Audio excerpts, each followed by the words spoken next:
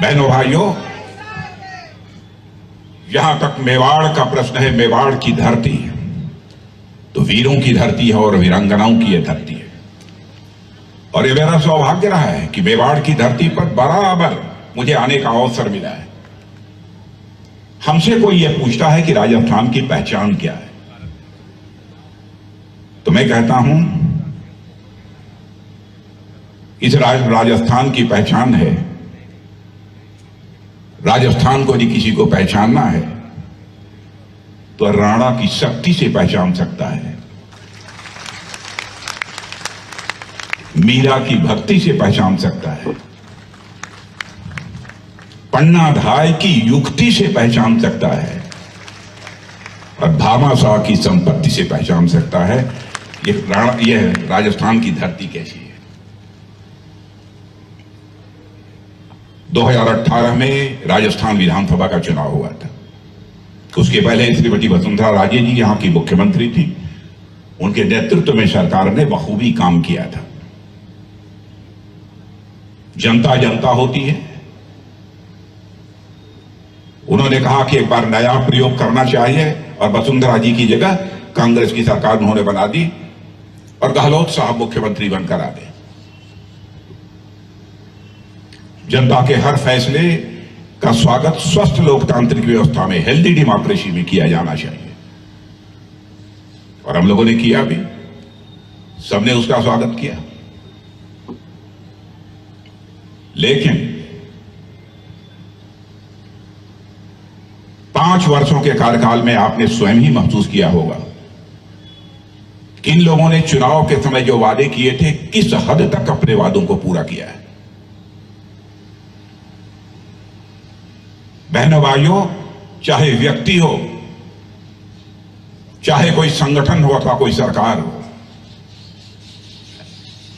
ऐसी होनी चाहिए कि जो कहे उसे करे। उसके कृति और कथन में, कहने और करने में कोई अंतर नहीं होना चाहिए। और मैं समझता हूं राजस्थान की सबसे बड़ी पूंजी है तो यही है। लेकिन कांग्रेस ने जो कुछ भी कहा था, किस हद तक उसे अपने वादों को पूरा किया है, यह मैं नहीं कहना चाहता, आप सब अच्छी तरह जानते हैं। भारत की राजनीति में नेताओं की कथनी और करनी में अंतर होने के कारण ही भारत की राजनीति और भारत के नेताओं पर से जनता का विश्वास धीरे धीरे समाप्त होता चला गया। और विश्वास का संकट भारत की राजनीति में गहरा किया है इस कांग्रेस पार्टी। भारत की राजनीति में पैदा हुए इस विश्वास के संकट को चुनौती के रूप में किसी शख्स ने स्वीकार किया है। उस शख्स का नाम है नरेंद्र मोदी।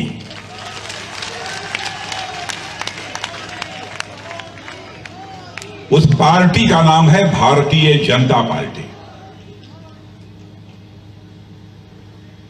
और मैं जिस समय 2014 का चुनाव चल रहा था, मैं ही पार्टी का राष्ट्रीय अध्यक्ष था। प्रायः हम मोदी जी बैठकर ही सारे फैसले उस समय करते थे, क्योंकि वह प्रधानमंत्री के उम्मीदवार थे और मैं पार्टी का राष्ट्रीय अध्यक्ष था।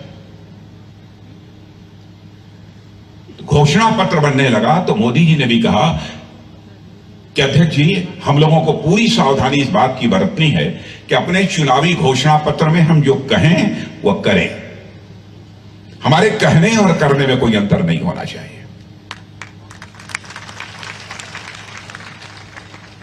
और सच्चाई है कि मैंने भी अपने राजनीतिक जीवन में, बहनों भाइयों, विश्वास के संकट को चुनौती के रूप में स्वीकार किया है और मैं दावे के साथ कह सकता हूं कि अपने जीवन में इस विश्वास के संकट पर विजय भी प्राप्त की है।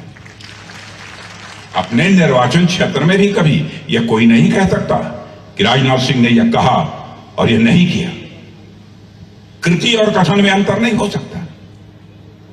मैं आपको याद दिलाना चाहता हूं, भारतीय जनता पार्टी इस हिंदुस्तान की कैसे सबसे विश्वसनीय पार्टी है। 1951 में जब भारतीय जनसंघ के रूप में हमारी स्थापना हुई, तब से उठाकर आज तक देख लीजिए, बार बार हम लोग कहते थे जिस दिन हमको भारत की संसद में पूरा बहुमत मिल जाएगा तो धारा 370 जिसके तहत अक्सर क्या होता है, राजनीतिज्ञों के बारे में अविश्वास का एक नया दौर शुरू होता है और ये तब शुरू होता है जब कथनी और करनी में कोई समन्वय नहीं होता, आचार और विचार में समन्वय नहीं होता। जब व्यक्ति बोलता कुछ और है और करता कुछ और है। सरकार बनने के पहले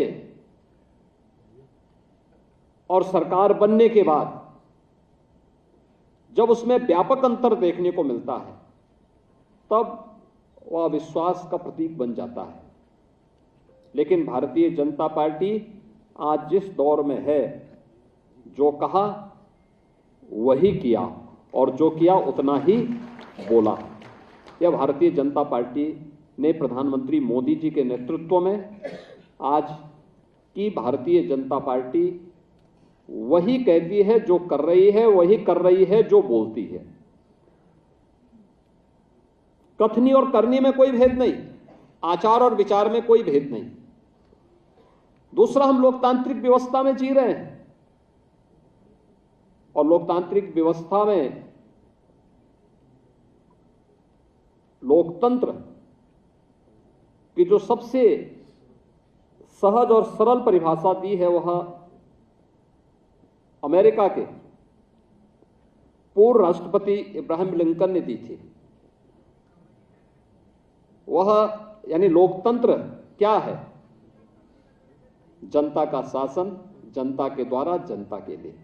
देश के अंदर जिस तरह से भारतीय जनता पार्टी की लहर है, देश की जनता को प्रधानमंत्री नरेंद्र मोदी जी पर विश्वास है, क्योंकि देश की जनता इस बात के लिए विश्वास करती है कि जो मोदी जी कहते हैं वो करते हैं और करते हैं वही कहते हैं।